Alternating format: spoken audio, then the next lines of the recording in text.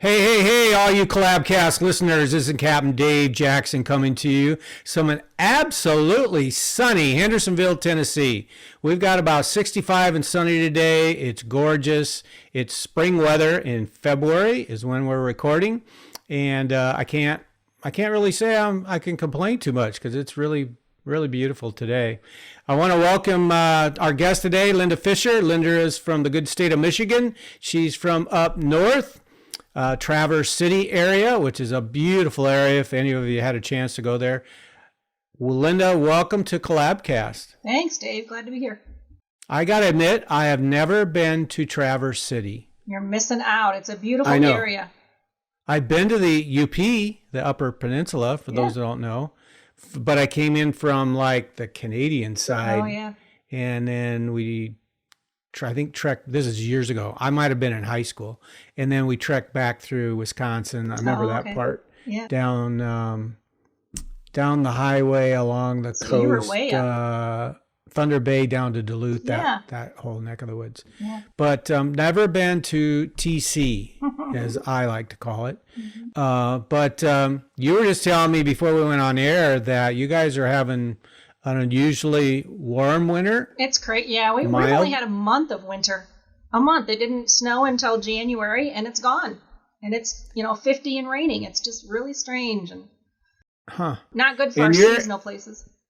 And for those that don't know, your area is known as the ski capital of the state. So it is. There's a lot. Yeah. There's a lot of places to go skiing and snowboarding and all snowmobiling. A lot of snowmobilers and trails and stuff here, and they're all dead right now.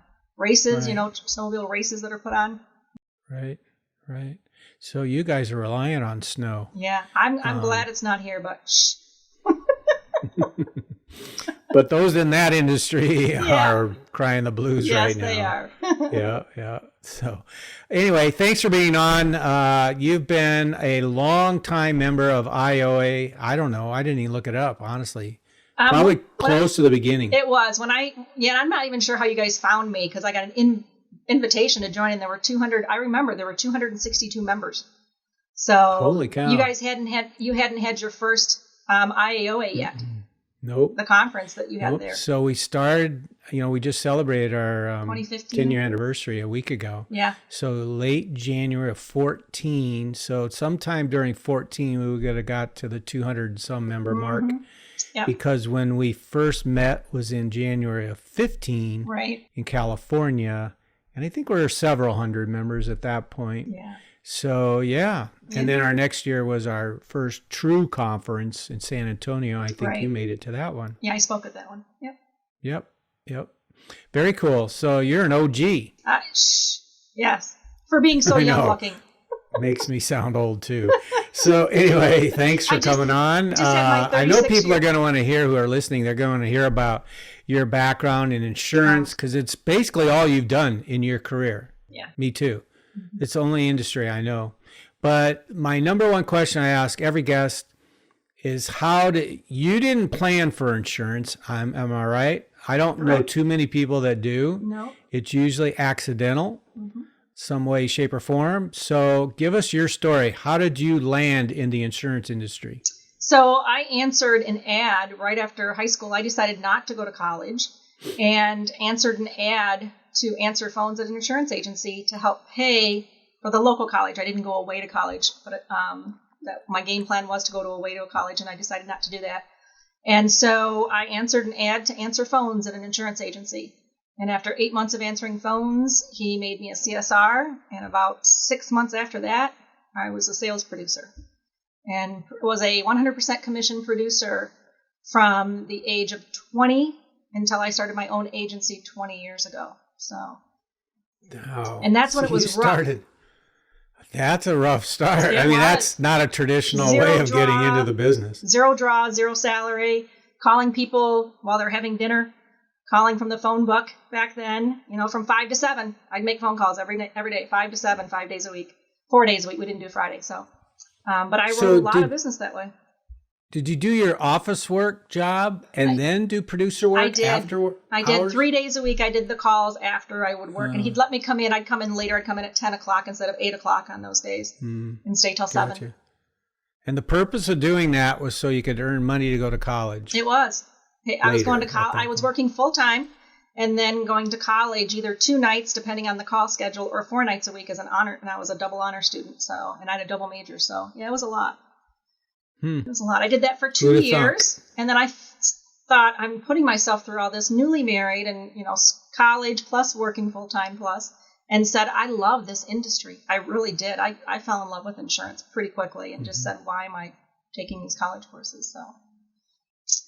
Is your story as to why you love the industry the same as what I hear from most all people? You just have a love for helping people? I do. I have a love for helping people, and I also love the challenge of figuring it all out. What can happen? Who can sue? What are your premises exposures? I love large commercial accounts with several entities where I can just figure it all out. How's it going to play out? Where are your exposures? I love that challenge of digging in and figuring it all out. Okay, And then just very cool. Just explaining that to people who've never really been kind of taken care of in insurance. They've just been sold a product. Mm-hmm. So I'm going to make a preposition here, a supposition. So you worked for this agency for 20 years? No, I worked for them for 4 years, and then I had a headhunter came and found me and hired me away to a large agency. I was in a nearby, I wasn't in Traverse City, then I was in a nearby town like 20 miles from here. And this headhunter found me because I was writing commercial and personal lines insurance and writing quite a bit of it, and hired me away for a large agency. And worked for them until they got bought out, and then worked for that employer until I left and started my own 20 years ago this July. Actually, I started my agency from scratch. Yeah. I noticed, according to my notes here, 19 years and 8 months. So you're just a few months away from your 20-year anniversary. Yeah. So the impetus for you to leave and say, here's what I'm thinking you probably said, why should I do this work for someone else when I can do it for myself? Is that why you went and started your own? No. I started my own because the decisions that were being made I didn't agree with. Gotcha. And a third of the clients were my clients, and I stepped up and said, how do I become an owner? How do I buy in? And the 2 men that owned the agency, one with half my experience, both said, you can't for another 10 years. And it's not that they were doing things wrong, but they would do things that, in my opinion, were not to the benefit of the insured, but were to the benefit of the agency. And so there were just several things that had happened. Clients of mine sent away that came with their checkbook and ready to sign an application, and the agency would send them away because they didn't have an appointment. So decisions like that they went through this phase where they said, we're like a doctor's office, and if you don't have an appointment, you can't see us. So just different decisions like that I just didn't think were in the best interest of the client, and I didn't agree with, and I wanted to say. I at least wanted to vote. And when they flat out told me no, I'd have to wait another 10 years, and I had already been doing it, for 16 years, that didn't work for me. So. Why another 10 years? Was that their arbitrary number? And I'm not sure why, because the one owner actually married the owner's daughter, and he had 9 years to my 16, and he still thought I needed 10 years of experience before I'd be ready to be an owner. So, and it's fine. It worked out for the best. I've excelled at this, but it was a difficult situation. And here's the thing: when you go to start on your own agency, I never really thought of the whole aspect of being an employer and a mentor and a boss, right? It was just writing insurance, writing clients. And so that was my biggest struggle. It wasn't opening the agency, really getting appointments. That was difficult, but it wasn't what it is today. It was learning to be a leader and being somebody people wanted to work for. That's been my long journey to really figure that out. Mm-hmm. Good for you. So am I right in that your agencies before you started your own, they were independent agencies, yes, correct? Correct. So you never had the captive world experience? No. Okay. So when you decided to go out on your own, was it a given you were going to start an independent agency, or did you even consider the captive side? I was actually approached. So I took about 6 months just to be with our son at the time was an infant baby. And so I took about 6 months just to be home and be a mom, and traveled a little bit with my husband then and with the baby, and just kind of took some time to figure this out. How do I build an agency? And I did get recruited and called by a few a Farm Bureau agent in particular, a state farm, a farmer's agent, and they all wanted me to at least come talk to them. So I did. I gave them the courtesy of that. And what I told the one here in town was, at the end of the day, there are clients with me today that have been with me since I started in my career, but they're not with the same company I had them with when I started my career. But they're still with me. And I can say that today. I can say that I still have 11 out of 14 clients that have been with me since 1988. And none of them are with the same company, but they're all with me. So that's the big plus of an independent agency. Okay, so you knew that going in. So it was pretty much a foregone conclusion. Yeah. You're going to remain an independent. Yeah. Okay. So back then, almost 20 years ago, what was it like going out securing carrier appointments? Did you know the carriers you needed? I did. And I really had it much easier than some people because I served on our local state board. So the carriers knew me. They knew who I was. They knew my history and my background. And then I was I served on young agents. I chaired young agents. I was in the executive state board for the state of Michigan for the insurance industry. So I knew the players and they knew me. That didn't lead to direct appointments right away. It took me, our biggest carrier is auto owners, and I approached auto owners, and they knew me, and they turned me down flat. And See the president, there, everybody listening, see there? Yeah. The president said, I know that you write quality business, but I don't know that you know how to run a business. And it was hard to hear that, but he was right. It's kind of funny that matters to them. To me, it's kind of funny. Yeah, it did. Well, and I get it to a certain point, because if you get an appointment with a company like that and then you can't handle your agency and the finances and you know what I mean, it could be a nightmare. So I get it. But as somebody who was as young as I was and who was thinking it would be a breeze to get appointments because they know me, it was a tail between the legs. I cannot believe he said no to me. And I went back after it 8 months later and was in line with 4 other agencies. There were 5 of us up for that appointment, and I did get it after about 3 months of interviews with everybody. But it wasn't automatic. But I did not. I looked into like SIAA, and at the time SIAA had, and I know they have different deals for the years and different sections and stuff, depending on their master. Exactly. Agency, yeah. But at the time, when I looked at all the paperwork, you had to be a part of it for 10 years. And if you wanted to buy out after 10 years, you had to pay them 50% of the value of your agency. And I said, I just wanted to dance a while. I didn't want to get married. I just wanted to dance for a few years and then buy out. That's a little heavy. 50% of buying back. Why wouldn't I have a partner if I'm going to do that? So, so I struggled. I didn't have anywhere to put high net worth clients at the time. So for about 8 months, I only had 3 carriers in my agency. So. See, that just goes to show you, you don't need 10, 20, 100 carriers. You don't need that to get 5. started. Yeah. Yeah, right now? Yeah. 5 carriers. We do. We have 5 main carriers. I mean, we have access to, like the your one-offs. E&S and stuff. Yeah. But 5 main carriers, and that's plenty for us. 6 agents. That's plenty. Right. So who are those 5 carriers? Auto Owners is the largest one. Auto Owners, Pioneer State Mutual, Hastings Mutual, Progressive, and Wolverine Mutual. So 3 of them are mutual 3 of carriers. those 5 are mutuals. Mutual carriers. Unique to the state of Michigan. Yeah, right. One of them is in Michigan. Or regional. And they're domiciled here. Yeah, 3 of them are domiciled here. Yeah. So that's a good point. That shows you here's an agency like you that doesn't need all the nationals. Right. You can do, Auto Owners is pretty much national. Yeah. But and obviously Progressive is, but you don't need all the Safecos and the Travelers and the Liberties and the Nationwides and, all the big Hartfords, all the big ones to manage an agency successfully. Because I know you run a very successful agency.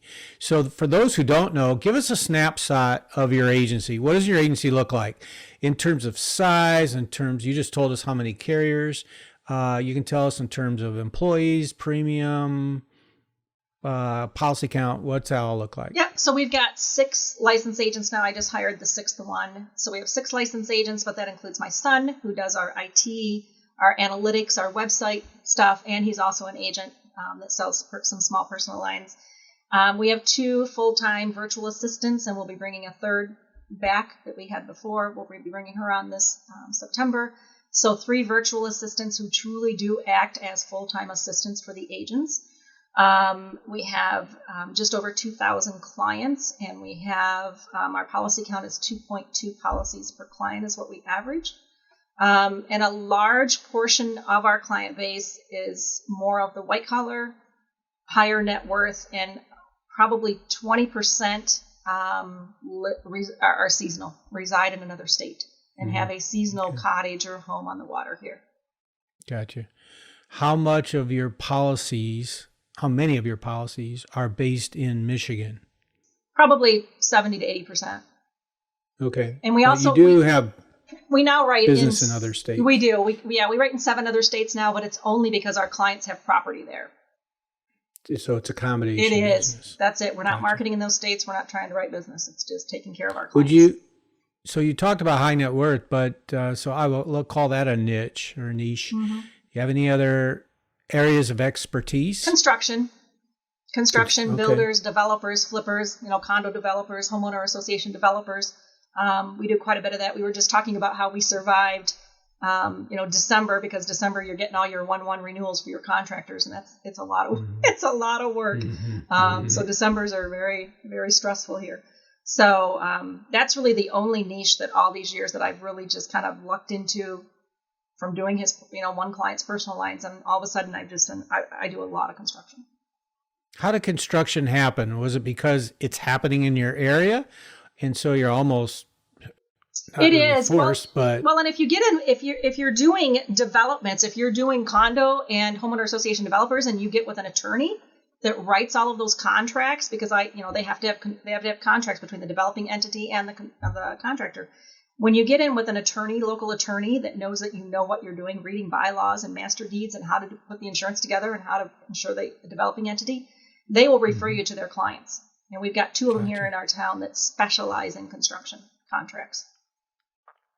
So your centers of influence aren't necessarily like personal lines agents who have mortgage lenders and realtors as their centers of influence. Yours are more from CPA attorney side because it's on the business side of the right. So I have a lot of realtors just because I served the local Women's Council realtors for years. Mm-hmm. But I have a lot of financial planners because, and we've talked about this before, I have that special license in Michigan where I get paid by the hour to review insurance. And I do that for, I have now 9 financial planners that I do that for, all the way from Ann Arbor, Michigan, which is 4 hours south of us. And then I'm working on getting one a little further north of us as well. So that keeps me busy reviewing insurance policies.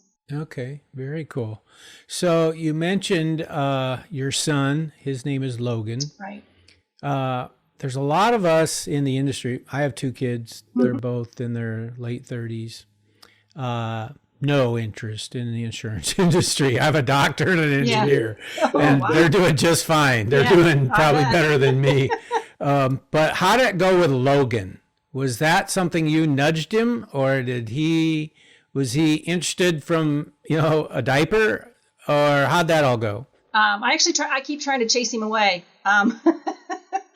I really didn't want him coming into the business until he went to work for somebody else, right? I thought that was important. That's kind of what had been handed down to me from agency owners was, my kid will probably end up here, but I want him to work for somebody else first. And that made sense to me. With Logan, from a lot of angles. Yeah, for a lot of reasons.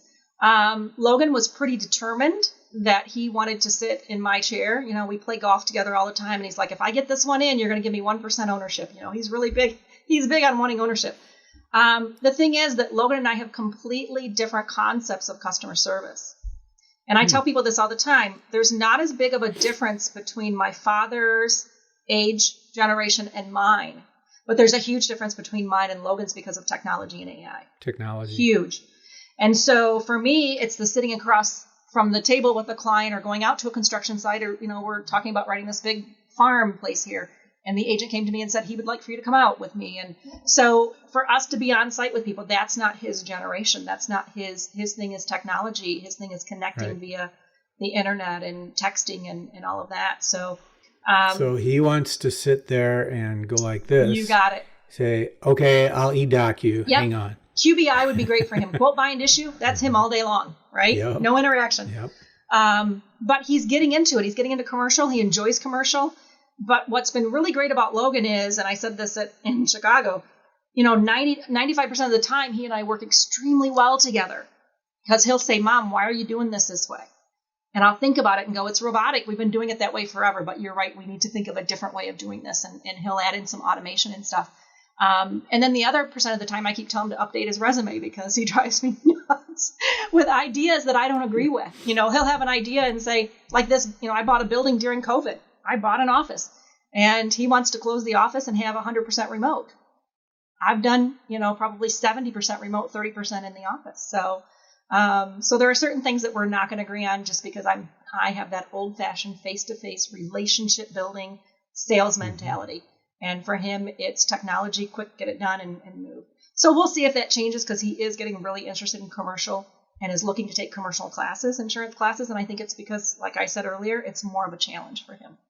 He doesn't want the And there's a whole lot, in my opinion, there's a whole lot more to learn. Yeah, there is. On the commercial side. There is, definitely. Yeah. There's just so much different than two cars and a home. And which is personal lines is vast majority. And there's so many different nuances from one business to the next. Right. So, yeah, good for you to recognize that and to tell him, listen, you're going to need some education. Yep. Probably practical on the job education and some book learning. Right. Both. Yeah, I've given him he wanted to take a class, and I said, I've got all these books right behind me. 36 years of classes. They're right, and 7 designations. They're right behind me. So he's grabbed a few of them, which I was shocked. So... So it's a good, it really, what's nice about that too, is I've taken some of the operations and assigned them to him in January. So any technology issues in the agency, computer issues, any of that stuff, I don't handle that anymore. He handles it directly. Well, that's good. Yeah. He's probably the type of person to do that kind of thing. Figure it out. It's his jam. Exactly. And he's good at it, I'm guessing. He's very good at it. Yeah, good for you. Yeah. Cool. So you just brought up something that was one of the questions I had for you. Here's the letters you have to after your name. These are designations. CP, CPRIA, CPRM, LIC, AAI, CIC, LUTCF. Some folks are going to recognize some of those. Probably the most prominent one is CIC. LUTCF, I took that, back in the 80s? That was one of the first things they put you through, which is Life Underwriter Training Council Fellow. Right. And you get a designation. It's 2 years, once a month, once a week. I forget how long. When I took them, they were 26 weeks long, the classes. And then about 3 years into it, they went to 13-week classes. But it was 26 weeks, once changed. a week. Yep, they morphed over the years. But I took that, and I don't even put that after my name in it because nobody knows what it means. Right. But CIC is a really prominent one. So my question for you regarding all that, obviously education is important to you because from what I could tell in your bio, those first two I read, those are recent, like in the last 5 years. Those are the high net worth. So, those are both high net worth designations. Yes. Right. So tell the folks why you believe that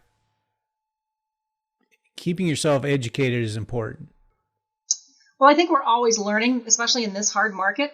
I'll tell you, there's some things going on that are just beyond crazy with companies non-renewing across, entire books of businesses. So I think anytime that you have to play in the E&S market, you better be educated about what you're doing. And I know for a fact agents that are coming to me, wanting to place some things that they really just should not be playing in that arena because they're not reading the forms. And so I think you need to keep yourself educated. I do a lot of construction. What's a big thing for construction? Pollution liability. Digging up a site and finding whatever, whether it's remains or whether it's a tank. So things like that, it just, especially when you're an agency owner and you're running the business and you're doing everything from fixing the wallpaper to the computer and the printer and the, selling and HR, I think a lot of times you forget to update yourself on what's changing in the industry. What are the new things that are being, whether it's cyber liability? Have you presented that to every client? Has every client signed off? Has every client signed off on EPLI? We don't talk about EPLI as much, but it's still there. So I think the more you go to those classes, not only do you learn things, but it reminds you that, we need to get a waiver for that. We need to talk about that with our agents and educate them and go, hey, when you are talking with the client and they mention that they bought all this land and they're going to do a development and dig up a bunch of land and you know where it's at, and it's, Old Mission Peninsula, there's stuff buried out there that maybe we don't want to know what's buried out there. So I think it makes you aware, too. I think it just makes you more aware as well as educated. Yeah. And for those who didn't catch it, your acronym EPLI, that's EPLI. So Employment Practices. Yep. So what's on the horizon for Logan? Is he going to get designations? Is that his track? He's working actually on learning the LIC. So when we get a Okay. request from a financial planner or an attorney that comes in with their clients, he will actually do the template, the first one, and write down the review of the insurance. And then I will go in and update it and tweak it and kind of educate. So he will be going to get his LIC. So if something does happen to me, we have somebody in the office who's qualified to continue that with our financial planners, because we've been doing it. I've been doing it since 2000, the year 2000. So we would want someone to carry that forward. That's a big piece of what we do. So he is learning that. Beyond that, I don't know. We're going to kind of just play it by ear with him. And we've had a very frank discussion that even ownership, he just needs to mature into it. So we'll see. Mm-hmm. Okay, cool. That's fair. Also in your bio, you talk a lot about your volunteer work. You call yourself a volunteer junkie. Mm-hmm. And from what you talked earlier, you mentioned earlier the Women's Council of Realtor Board Right. that you volunteer on, and you're on the actual board. So that's an affiliate type thing. That's not insurance, but Right. it's related to an industry like what we do with real estate. So, which makes total sense after you talk about how much you do in construction. That makes Right. complete sense. So, talk to us about why is volunteering important to you? I've been volunteering since I was 16. Ginger blood. Yeah, it is. And taking care of kids is too. So I started the Make-A-Wish chapter here in Traverse City in 2016, I think it is. In fact, I've got 5. I just got my 5th. I have 5 Wish kids I'm working on right now with their families and granting wishes. We started our own, we have Cardinals Kids now, which is our own nonprofit for us to do things in the local community. And our matching program that we do for referrals, instead of giving it to a local charity, we are giving it to that Cardinals Kids. So that way we can decide how to funnel that money, what kids are going to receive that. Kids have always been big for me to take care of. I came from a very broken home and a very tragic home life as a child. And I think I just want to take care and help as many kids as I can. Okay. So you don't do it because you think it's going to earn you business. Oh. You do it because of the love of it. No, yep. If business comes along, that's just a Yeah. side benefit, Yeah. and that's nowhere near why you do that. But here's my message that I want to hear from you. I want to hear your message. Because you talked about Logan and his generation, my kid's generation, there's less likelihood or desire for them to want to build and get involved in community, as a general term. Yours and my generation, community and relationships, it's the foundation. Right. There's Right. nothing else below it. Right. So my fear, and I want to hear your message, my fear is that our kids, our generation that we're bringing into this world, are not seeing that. They're not buying into that. They want to pick this thing up, right? Right. And do business that way. Nobody talks on the phone anymore. It's all texting and messaging and through apps and Right. the whole bit. It's technology. Technology has done that to us. So what's your message to that generation, and how do you see that generation taking community or taking the baton and building community as a whole? I think this is a very, very difficult topic, and you should have sent it to me ahead of time, Dave. Because It's a tough question and it's a tough answer. I know that. And our current economy has made it even more difficult. We've pretty much done away with the middle class just with what's going on. And you've got these young people today that have really been priced out of the American dream.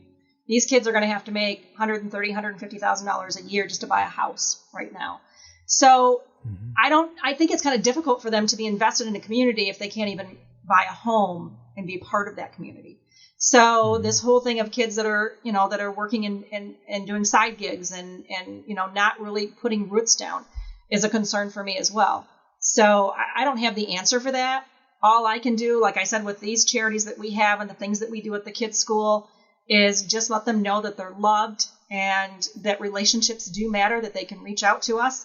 At the end of the day, relationships trump anything that you can do on technology. They just do. Being able to reach out on a phone call to a friend, being able to reach out when you haven't heard from somebody. how do you instill that and teach that in children other than by showing them? I don't have an answer for that. No, none of us have that answer. No. We just, as parents, we do the best we can Yep. to have our Example. kids have experiences and lead by example. Yeah. That's how they'll learn. Yeah. It really concerns me, though, that, kids don't want to socialize. I know. Especially our grandkids generation. They grow up with a phone in their hand at age 2 months. And they don't know anything else but the iPad and all the digital devices. Yeah. So where's that going to take us? It's a slippery slope. None of us have the answer. Well, and we're going to find out in 10 to 20 years. Logan is, he's been trying to work on his side gig, so to speak, other than investing, is building a portfolio of rentals. So dealing with real estate agents, the majority of the real estate agents are not in his age group. And I'll call you by 8 tomorrow. If you want to call him, you're done. He's not working with you. You have to text him. And so I have made that very clear to realtors that I connected him with, since I have so many realtors that are friends, and said, if you don't text him back, if you want to try to pick up the phone and call him, he's not going to answer. So it does bother me. He'll pick up the phone for people he knows, but only for his buddies, or me. Right. And only because if they know me, yeah, or it's important enough, they'll send me a text. Yeah, exactly. Exactly. Yeah. So yeah, that does, that concerns me. Me too. For sure. So another question I want to ask you about is technology. And you've got Logan. Most people don't have a Logan in their agency. They're trying to do it themselves as an owner. And, there's so many shiny objects that pop up by the week. Yeah. Yeah. Probably, Yeah.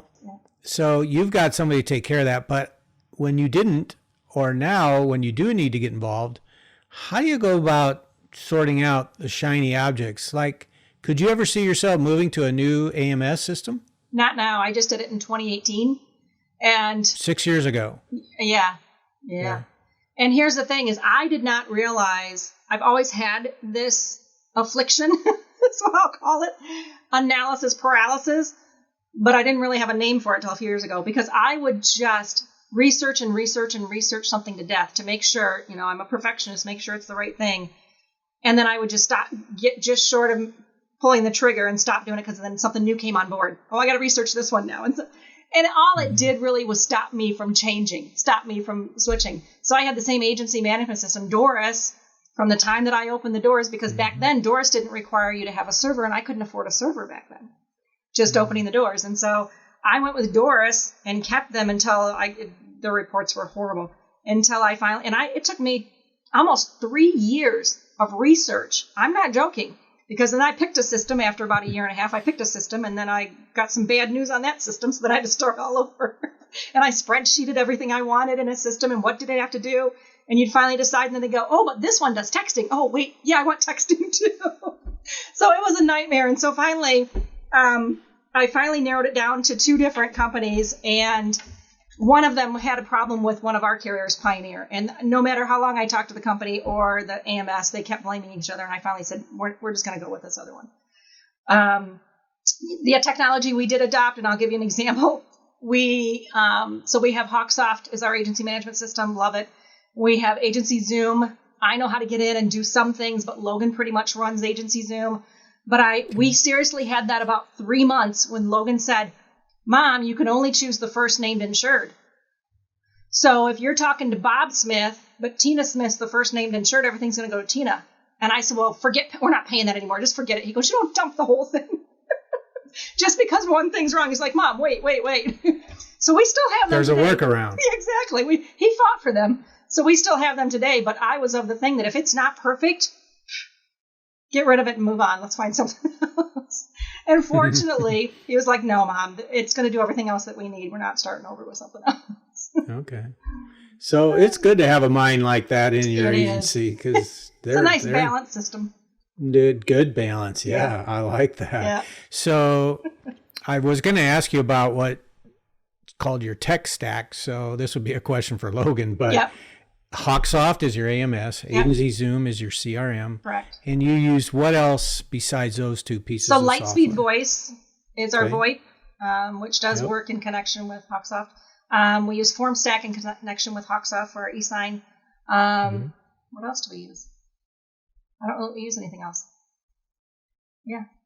That's so texting is built in where? And through Hawksoft, with Lightspeed through Hawksoft. Yep, we do that. Okay. We do have Zapier, but I don't understand it, and I don't use it, and I don't think really Logan's really done much with it. But that's over in agency Zoom for, I don't know, we're zapping stuff. I don't know what we're zapping. Yeah. Zaps. They're called zaps. Yeah, I don't know. Zaps are just little bits of code that are written so that it's connecting. software A talks to software exactly. B. It's connecting. Yeah, So, basically connecting software to software. That's what I transferred to Logan. Me too. Yeah. That's a perfectly good thing. Our generation is great on the relationship side of things. And, the millennials and Gen, whatever it is now, Gen AA or past Z, I think. They're the tech folks. They're tech savvy. They're good at it. I would hire a VA to do my tech stuff before I would try to attempt it. Right. By far, every day of the week. So, one of the other things I saw on your bio was you're a travel addict. So I know Auto Owners has sent you on numerous trips because you've been a top producer for them. Yeah. So you've been able to go in the States, abroad, but beyond carrier trips, tell us about your travel life and what's on your bucket list. So for this year, I decided that I didn't want to do an Auto Owners trip for me. One of the agents is going. One of our agents is going on that. Okay. I make it available for them every year if they meet certain, qualifications. But even though we earned 2 trips this year, I just didn't want to do a trip. I wanted to. It's great to travel with them. Don't get me wrong. They pull out the red carpet like you wouldn't believe. First class. But you're still with a group of insurance agents, and I just wanted 1 year where I planned my own. So this year I'm actually doing a spring break, going down to Orange Beach, Alabama, just to golf with a friend of mine. So we planned that. We're going to see Garth Brooks in July in Vegas, which I'm excited to see him in concert. Cool.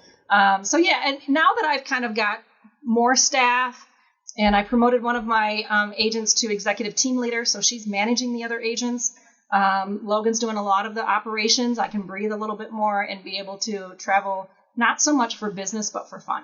Because I've done a lot of business travel over the last 10 years, a lot. Right. So it'll be nice just to have some fun travel in there.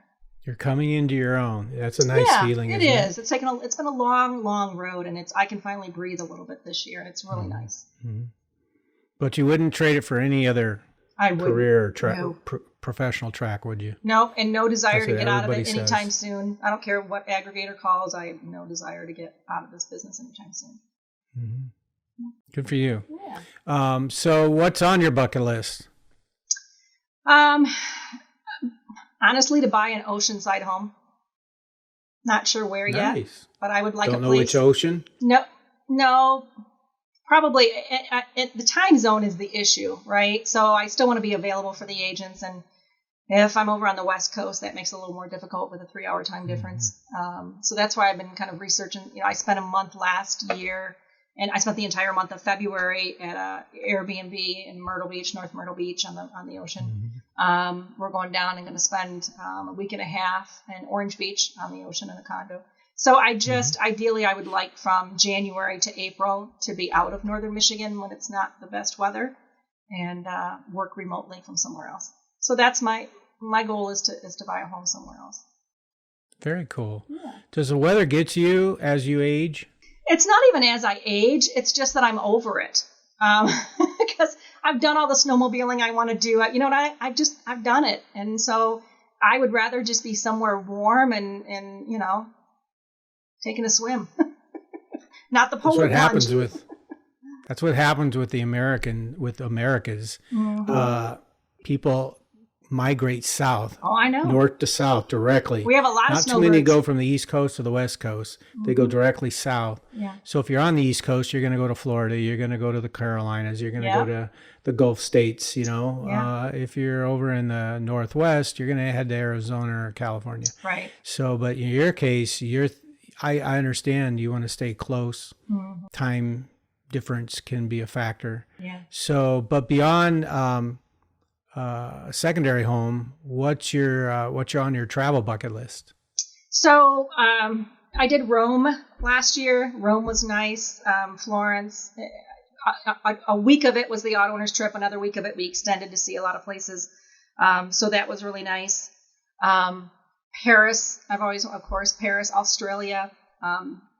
Ever been? No. If you do go to Australia, add in New Zealand. I've heard that I have a friend that's there right now, actually, posting pictures I saw. I thought New Zealand was cooler than Australia. Yeah. Actually, It's so much culture. We have an IAOA member that's there right now too, I believe. Oh, okay. Yeah, very cool. Yeah. And I have a girlfriend that's just came back actually Saturday. So, yeah, there's a lot of places that I would like to go and travel. Places that you haven't been to before. Right. I've been to quite a few places in Europe, but it's just such a more laid back place to go. It's, Totally. Yeah. And even Hawaii. I've had a timeshare in Hawaii for 20 some years, and the islands are just so much more relaxing than some of the vacations that you take, that there's just tourists everywhere. Right. If you can go to Kauai, there's some places in Kauai that are still... Kauai is my favorite island. Yeah, mine too. Out of all the islands. Yeah. It's so much slower pace. It is. Maui's all touristy. Yep, exactly. So is Oahu. Oahu. But Kauai is just like, go right out in the woods or the forest, Exactly. the rainforest. Yeah. It's pretty cool. Yeah. So very cool. Last kind of questions I want to talk about, because we mentioned it. The last 2023 was the start of, in our industry, what we call a hard market. Yeah. So what have you had to do to adjust to make the hard market not so hard? So we kind of had a plan to attack it up front and be honest and forthright with our clients about what's happening. So we are approaching our renewals about 45 days ahead of time to look and see what's jumping, a significant amount. 100% of your renewals? No. So we tier our clients. We have our client tiering. 100% are getting the email that says, hey, here's what's happening in the industry. Here's a blog that you can read about what's going on and why it's happening. Right. And then we're not just making this up. It's right. really happening. And here's why it's happening. Here's what, Right. And so we have a spreadsheet that I built for the VAs where every single client is in there, every single renewal. And they're the ones that are going in and dumping in the renewal premium and saying what percentage it is. What's their deductible? What ticket claims do we show on there? What deductible on the home? They're keying certain things that the agents can scroll really quickly through their alphabet split and go, okay, this one only has a 500. They should have 1,000 or a $2,500 deductible. So we're approaching it that way, to go in and kind of approach it and say, hey, we know what's happening. Here are some options for you. If you increase your deductible to this, here's the savings. If you increase your deductible to this, here's the savings. We're also being very upfront with our clients and I've always done this though, here's what changed on your policy when it's all of a sudden your deductibles for collision are going to be a flat $1,000 because the company decided that. And we had one company that did decide that. So starting in March, those emails will go out saying, hey, we just want you to know this is a change in your policy. The carriers are responsible to do that, but I can tell you that unless they're putting it on the brightest fluorescent paper there is, our clients are not seeing it. So We're hopeful that when we have an email that's tagged correctly with important insurance change, or something like that they're going to open and read that and know, versus having a claim and then being upset with us because we didn't let them know. So we're just doing a really proactive. And then I've let the agents know that there's so many clients shopping right now because of non-renewals of entire industries of apartments and homeowners condo associations of, buildings that are apartment buildings over 25 years old. You have to go to the E&S market for some of this stuff. And I've told them up front, if we don't have coverage for these people already, you're not going to go play in the E&S market when you don't know the forms. You just aren't. Right. I've read some of these forms and I know where some of the gaps are and some of the issues are. So if it's something that we as an agency decide as a client that we want to, work with and go after, then I'm fine to do that. But I think it's a huge E&O for agencies to be reacting to the flood that's coming in by trying to place every single person that comes to them. You can't place every single person that comes. You shouldn't. That's a good point. I don't think everybody knows that or thinks that same way. A lot of folks think I got to save every client I can. Yeah. Because it's my job, right. But it's not always the best interest of that client. No, and I said this years and years ago, I said, you have to give your CSRs permission to let a sale go and to fire a client. You do, because CSRs that are truly good because they have a great heart. and they don't want to upset you and lose a client, and they don't want to upset the client and not do what they're asked to do. But when you're placing policies with carriers that you don't know anything about, or maybe their rating has dropped, which we've had a couple carriers in Michigan whose ratings have dropped, and then we've got issues with our E&O insurance because of that, so you just have to look at it and say, there are some times when I look at a client and say, you know what, it's in your best interest to go here. They've got a lot more markets than we do, and don't waste their time or yours collecting data. Send them off right away. Right.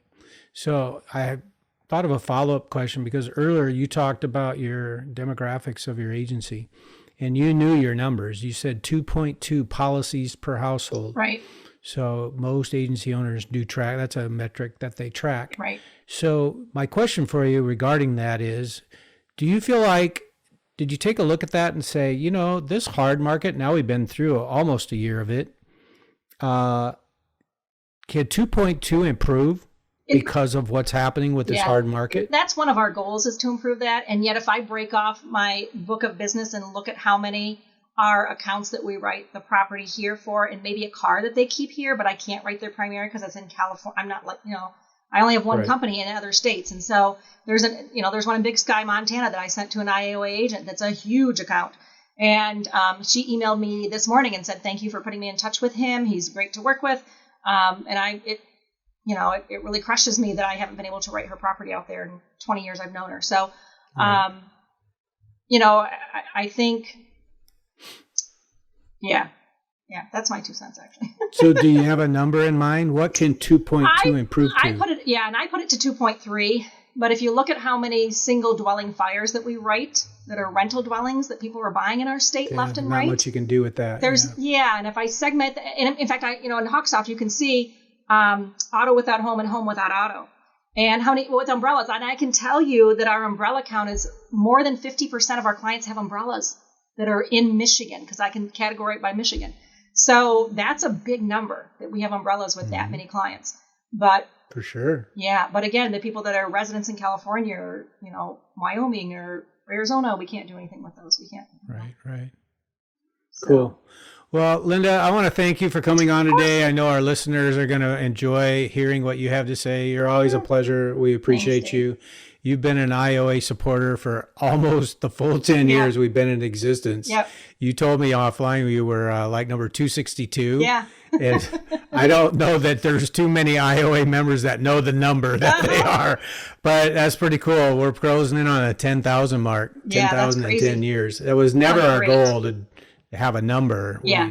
We just wanted to help as many people as we could. And that's still our goal today. And that's the thing, Dave, is, stuff happens in groups like that. But at the end of the day, I tell people all the time, I never, ever would have the incredible group of agents that I can go to in different states for help with accounts for clients, or just core group of friends and be in the masterminds that I'm in because of it. Right. I wouldn't have met these people if it was not for you thinking of that, starting that group and then adding the other guys, and it wouldn't have happened. So yeah, it was a cool accident to happen because it wasn't by design. But it's benefited people so much. So thank you for that. And it's not on me. I don't take the credit.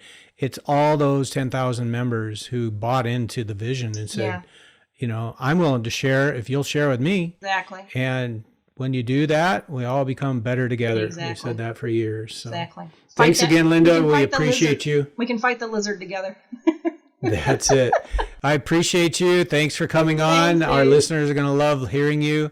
And it'll be posted here soon. And we will see you. Hopefully someday I'll get up to Traverse City, Michigan. Yeah. If I do, I'm going to buy you a cup of coffee. Well, let me know.